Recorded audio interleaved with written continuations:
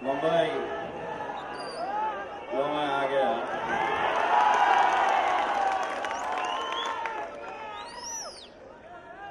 मेरे शायद जनाब बैरिस्टर असदुद्दीन अवैसी साहब,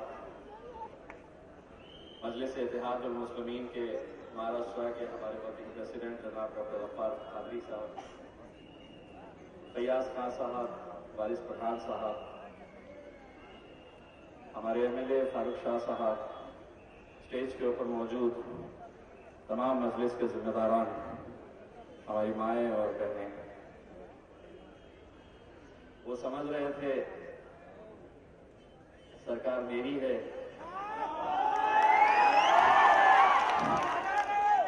मैं कुछ भी कर सकता हूं।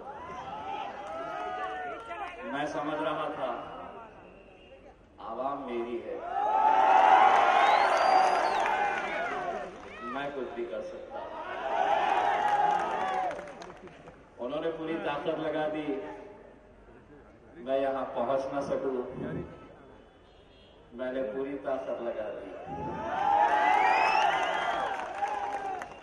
इसीलिए कह रहा हूं मुंबई ये आ गया। अभी ये तो बस एक हमारी आवाज पर ही छा गई इतनी बौखलाहट। ये तो सिर्फ एक बुर्राहट थी, अभी दहाड़ना बाकी है।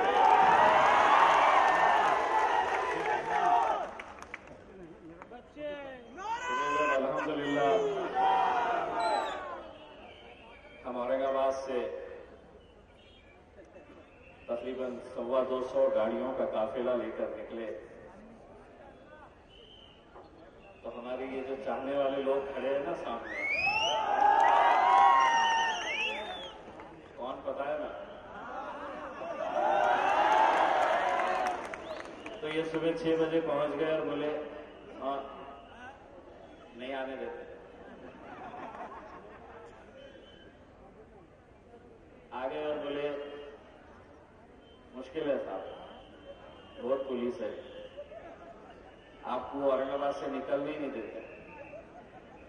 मैं अल्हम्दुलिल्लाह औरंगाबाद छोड़ दिया। बोले अहमदनगर बहुत पुलिस लगाए, बस वहां से पलट के आना पड़ेगा।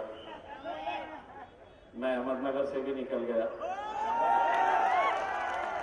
बोले पूना तक तो पहुंच ही नहीं सकते हैं, मैं पूना भी निकल गया। एक जगह पे रुकाए और मुझे कहे कि साहब अब इसके आगे नहीं जा सकते।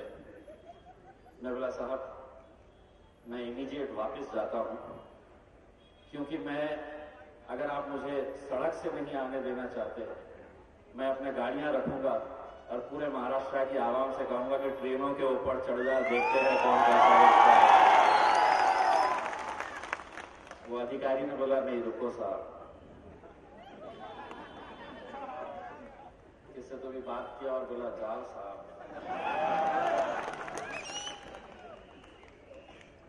लेकिन मैंने आज इन 13 घंटों के सफर के अंदर एक बात का मुझे एहसास हुआ कि लोग यूं ही मजलिस को शेरों की जमात नहीं कहते।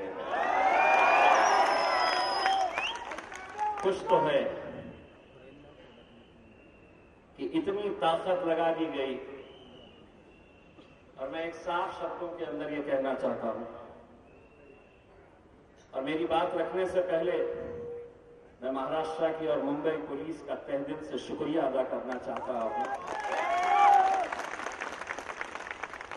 मुझे मालूम है कि जो रुकावटें पैदा की गई थी इसमें पुलिस का कोई हाथ नहीं था।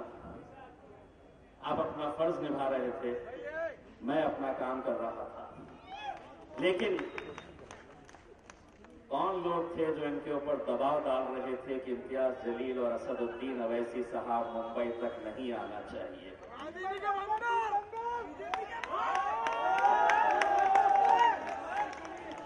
आपको मैं ये बताऊं कि ये जब प्रोग्राम हमने लेने का तय किया था तो हमने लोगों से ये बताया कि ये हमारी सियासी जमात का कोई कार्यक्रम नहीं है, कोई प्रोग्राम नहीं है। हमने तमाम कांग्रेस के, राष्ट्रवादी कांग्रेस के, समाजवादी पार्टी के, और अब तो शिवसेना भी मुसलमानों की बात करती है, उनके भी नेताओं को हमने कहा कि एक मर्तबा हम लोग क्या अपने कौम के साथ हो रहे नाइंसाफियों के लिए हम एक प्लेटफॉर्म के ऊपर नहीं आ सकते? क्या हमें उन मराठा भाइयों से सीखना नहीं चाहिए कि जिन्होंने जब अपने रिजर्वेशन के लिए सड़कों के ऊपर आंदोलन किया तो शिवसेना का मराठा हो या भारतीय जनता पार्टी का हो या कांग्रेस का हो या एनसीपी का हो, ये पूरे के पूरे मैदान में उतरे तो अपनी सियासी जमात का मफलर पहनकर नहीं उतरे, वो मराठा बनकर वहां पर उतरे। लेकिन हमने जब यही पैगाम, यही इन्विटेशन सभी हमारे राजनीतिक दलों के नेताओं को हमने दिया तो किसी ने भी साथ नहीं दिया। बहुत इज्जत के साथ हमने इन लोगों को न्योता दिया, इन्विटेशन दिया, लेकिन बाद में पता चला कि ये इज्जत के लायक ही नहीं है।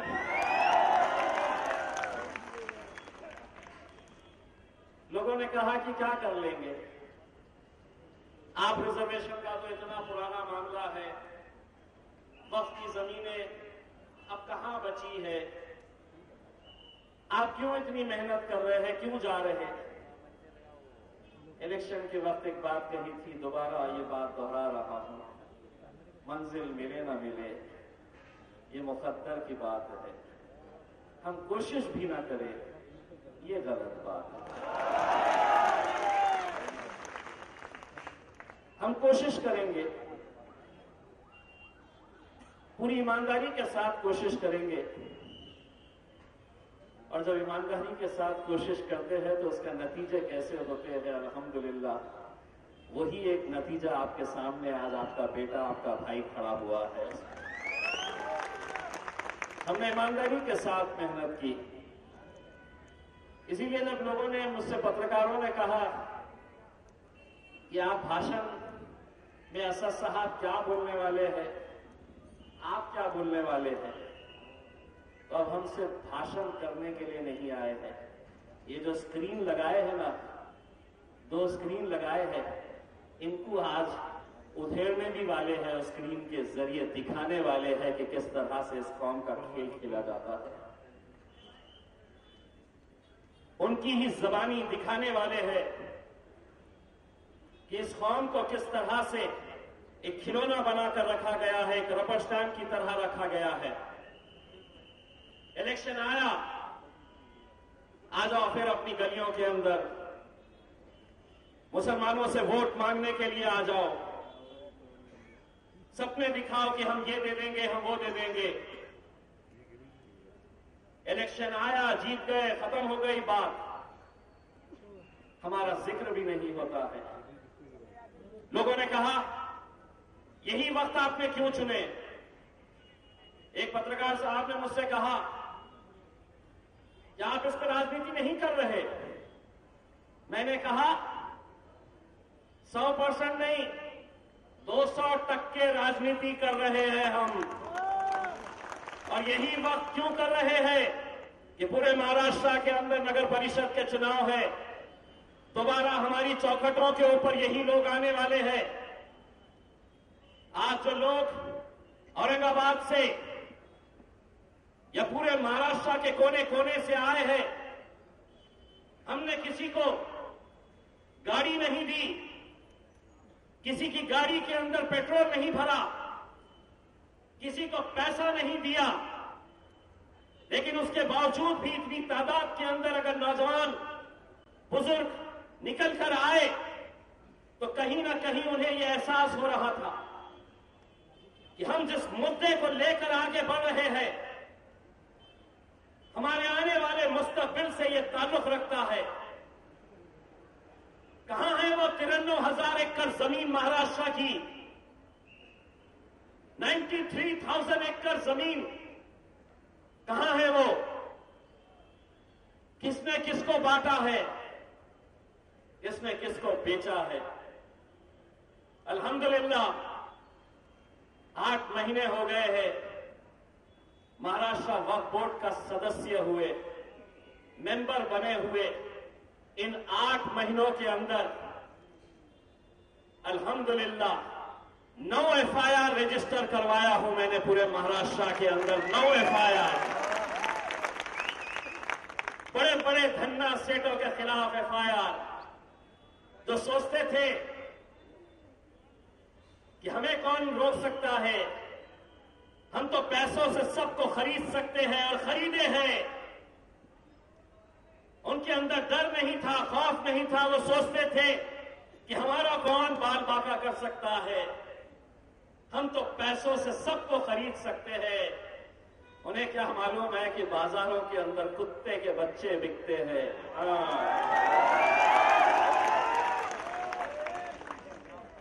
बाजार में खरीद सकते हैं, बाजार में क्या नहीं खरीद सकते? एक है स्टेज पे, ओरिजिनल एक ही है, बाकी हम छोटे छोटे हैं। असद भाई को देख के अल्हम्दुलिल्लाह पहले पार्लियामेंट के अंदर भारतीय जनता पार्टी वाले सोचते थे ये अकेले है, इतना बोलते, और अब ये भी आ गया, अरे बाबा ये तो रोटी बोलता है।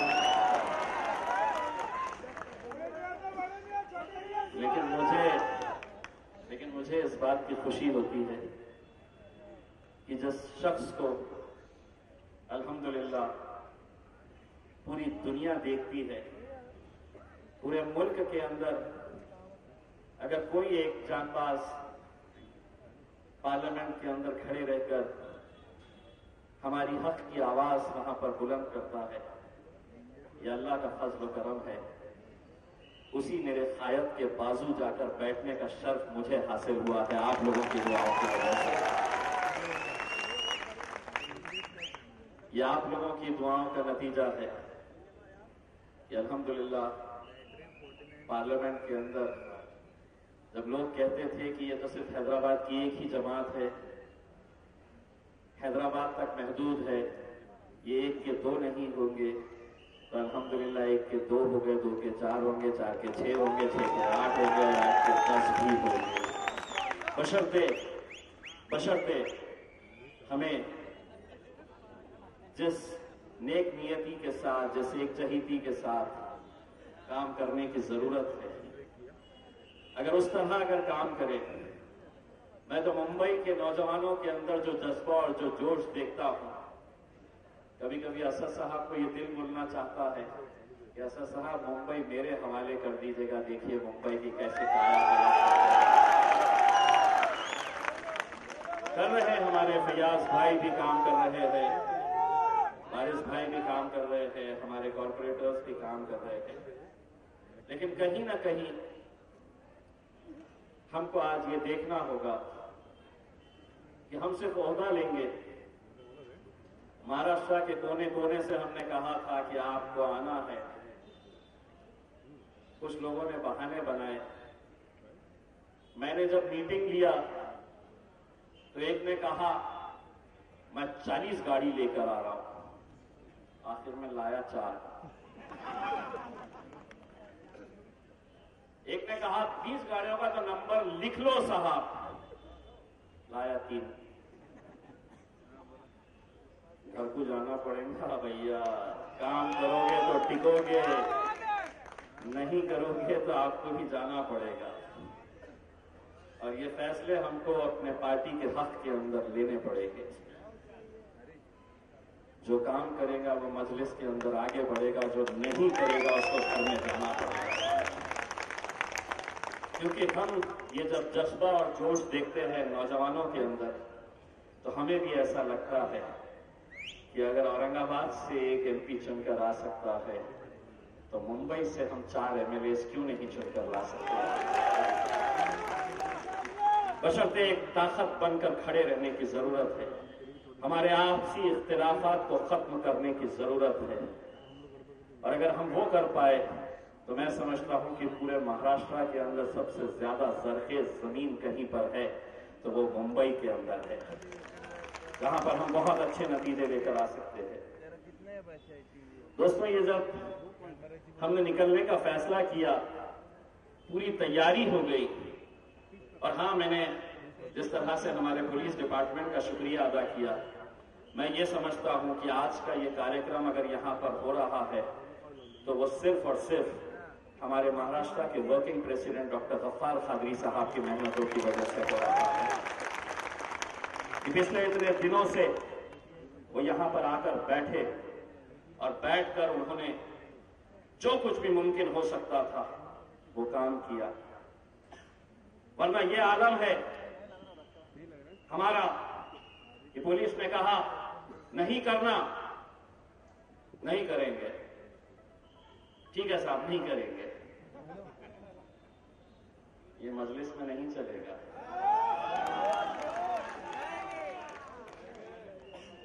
ये मजलिस में कतई नहीं चलेगा। इसीलिए जब अलग अलग जगह के ऊपर हमको रोका जा रहा था तो मुझे मालूम था कि पुलिस को तो बेचारे सामने कर रहे हैं,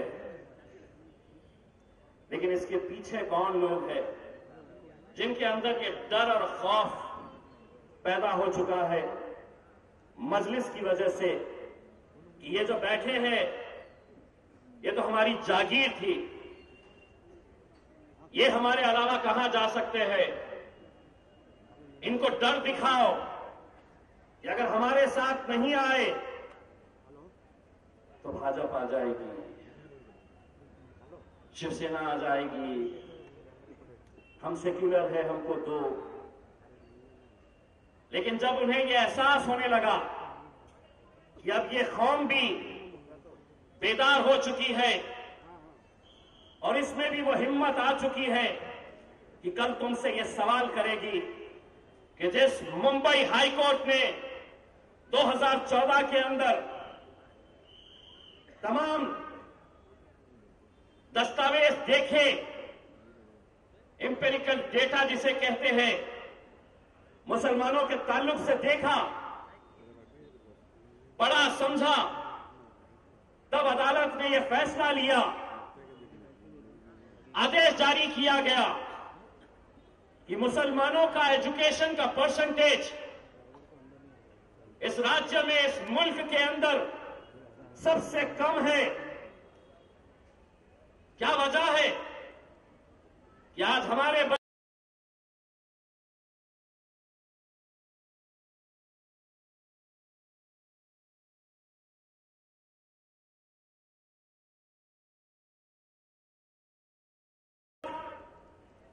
हमें ये रिजर्वेशन क्यों नहीं दे रही है?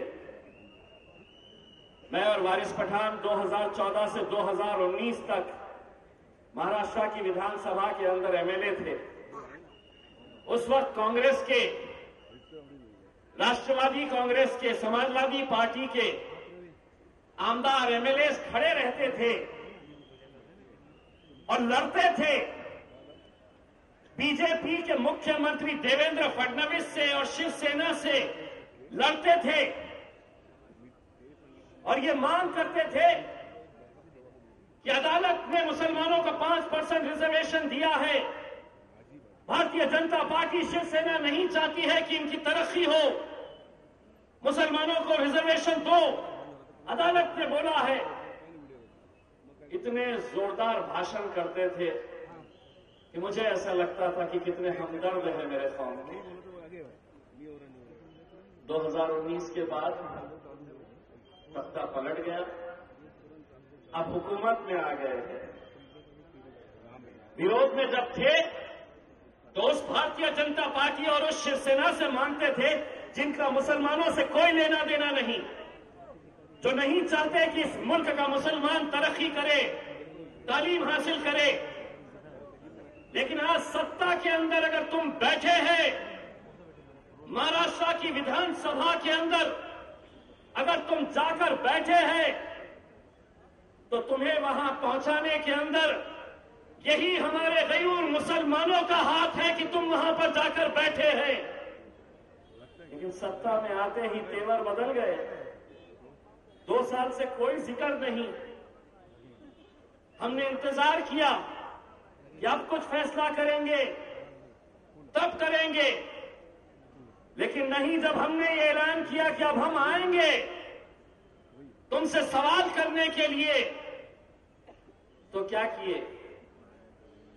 पुलिस वालों को आगे कर दिए, बोले रुकाओ इनको, कैसा तो भी रुकाओ करके।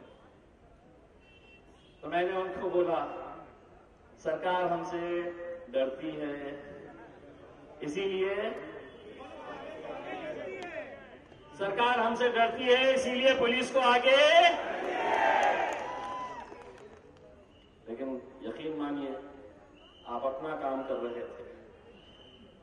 हमें मालूम है कि कौन कौन लोग इसके अंदर खेल खेल रहे थे कि हम आना नहीं करके कैसी कैसी साजिशें रची जा रही थी। मैं वो तमाम नौजवान जो महाराष्ट्र के कोने कोने से आए, मैं उनका तहे दिल से शुक्रिया अदा करना चाहता हूं कि आज अगर हम यहां तक पहुंचे तो सिर्फ इसलिए कि मैं अकेला नहीं था।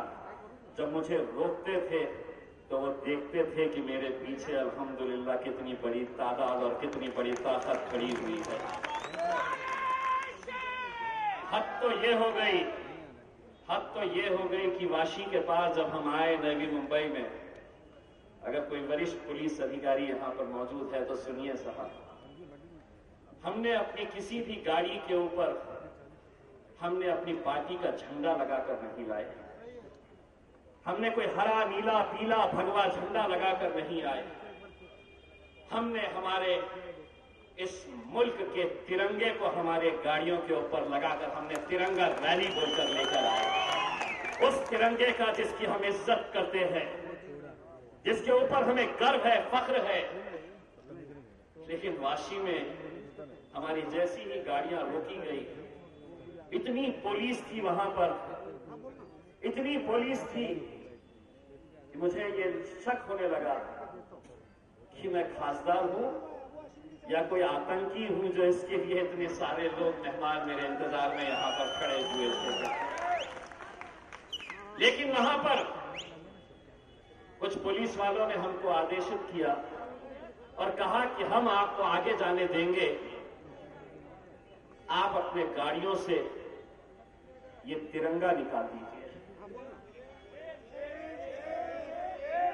ये वाशी के एक वरिष्ठ पुलिस अधिकारी ने, मीडिया वाले भी वहां पर थे, उनके सामने हमें यह कहा गया कि आपको अगर मुंबई जाना है तो आप तिरंगा निकालिए, अपनी गाड़ी में रखिए और आप आगे जा सकते हैं। मैंने तिरंगा निकाला, गाड़ी से खुद नीचे उतरा और मैंने कहा कि गाड़ी तू रख, मैं पैदल जाऊंगा लेकिन तिरंगे को नहीं छोड़ूंगा।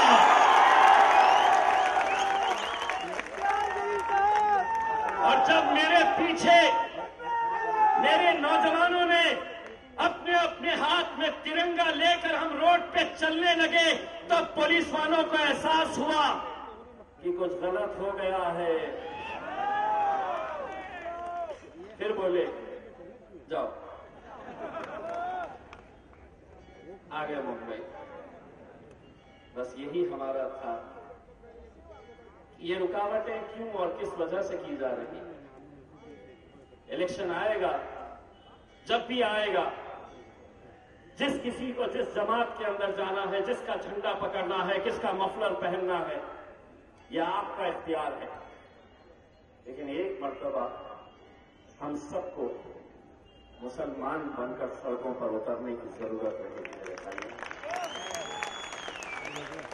और जब तक हम ये नहीं करेंगे, लोग कहेंगे कि क्या होगा 5% रिजर्वेशन से, क्या नहीं होगा।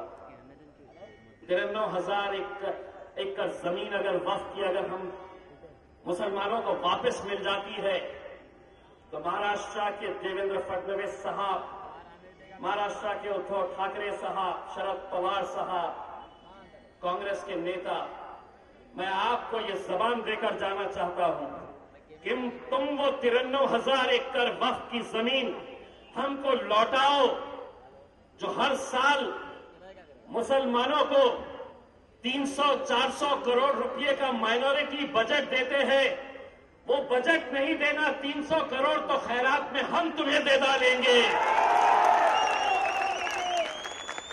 वो जमीनें हमारा हक है और इसके लिए एक मूवमेंट चलाने की जरूरत है। आज छोटी सी एक झांकी दिखाए, थोड़े परेशान हो गए। फयाज भाई, महाराष्ट्र विधानसभा का अधिवेशन आने वाला है। अब एक धरना जो है, जब इनका अधिवेशन रहेगा, जब ये अंदर बैठेंगे तो इनकी बजाने के लिए हम लोग बाहर खड़े हैं। बहुत डरते हैं ये जब अंदर बैठते हैं और उनको पता चलता है कि आ गए ये टोपी वाले, दाढ़ी वाले, ये फॉर्म निकल कर आ गए है, अपनी वाट लगने वाली है। हम सिर्फ इतना कहना चाहते हैं कि ये लोगों ने आप लोगों के साथ कैसा खिलवाड़ किया है। अगर मैं अपनी जबानी अगर कहूंगा तो शायद आप लोगों को यकीन नहीं होगा। अगर मैं कहूंगा कि आप लोगों को कैसा बेवकूफ बनाया गया था, मैं अपनी जबानी कहूंगा कि किस नेता ने, चाहे वो नवाब मलिक साहब हो, आरिफ नसीम खान साहब हो, अबू आसिम साहब हो,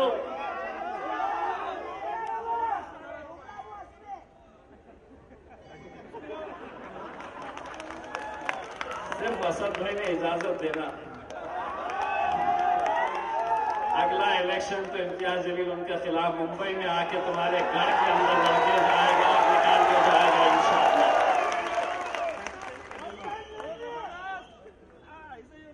हमारी वजह से वहां गए और बोले कौन अवैसी,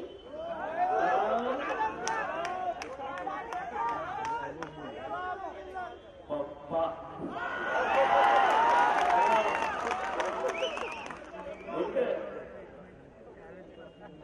लेकिन मैं यहां जाने से पहले सरकार को यह बताना चाहता हूं कि ये मुद्दे, देखिए इस मुल्क के अंदर मुसलमान माइनॉरिटी के अंदर सबसे बड़ी मेजॉरिटी है। अगर ये मुल्क को तरक्की करना है तो मुसलमानों को पीछे छोड़कर ये मुल्क कभी तरक्की के रास्ते पर नहीं जा सकता। अगर हमको इस मुल्क को आगे बढ़ाना है तो हमारे मुसलमान भाइयों की तरक्की के बारे में भी सोचना पड़ेगा और ये सरकार की जिम्मेदारी है। सरकार में जो बैठे लोग हैं उनके जो करतूते हैं वो मैं आपको दिखाऊंगा, लेकिन सरकार हमसे कितनी डरती है इसका अंदाजा मुझे कल रात में हुआ कि कल रात में सरकार ने एक नोटिफिकेशन जारी किया और रात में 12 बजे वो नोटिफिकेशन मुझे भेजा गया। आप अगर पढ़ेंगे तो आपको ये समझ में आएगा कितना डरती है। क्या लिखे हैं मालूम नोटिफिकेशन में? बोले मुंबई में ओमिक्रॉन है, तो इसीलिए ओमिक्रॉन की वजह से 11 तारीख यानी कि आज और 12 तारीख ये 2 दिन कोई भी धरना, कोई भी सभा, कोई भी सम्मेलन नहीं होगा 2 दिन के लिए। यानी कि 11 और 12 जब हम यहां पर हैं तो ओमिक्रॉन, हम जाते ही सब शुरू। अगर आप बोले होते असद भाई इजाजत दिए 13 तारीख के दिन फिर आ जाएंगे गाड़ियां लेके यहां पे, फिर तो रोक नहीं सकते हैं हमारे को। तो ये देखिए कैसी बौखलाहट है कि हमको रोकने के लिए एक ऐसा नोटिफिकेशन रात में 12 बजे निकाला गया कि ये 2 दिन के लिए है, तो हम कोई भी सभा को इजाजत नहीं दे रहे थे। लेकिन उसके बावजूद भी हम यहां पर आए। अल्हम्दुलिल्लाह, मैं आप लोगों का, तमाम लोगों का तहे दिल से शुक्रिया अदा करना चाहता हूं। और इससे पहले कि मैं बैरिस्टर असदुद्दीन अवैसी साहब को आपके सामने पेश करूं, मैं चाहता हूं कि आप लोग स्क्रीन के ऊपर नजर डालें और देखें। लगाओ रे, इनकी धुलाई करो जरा, लगाओ।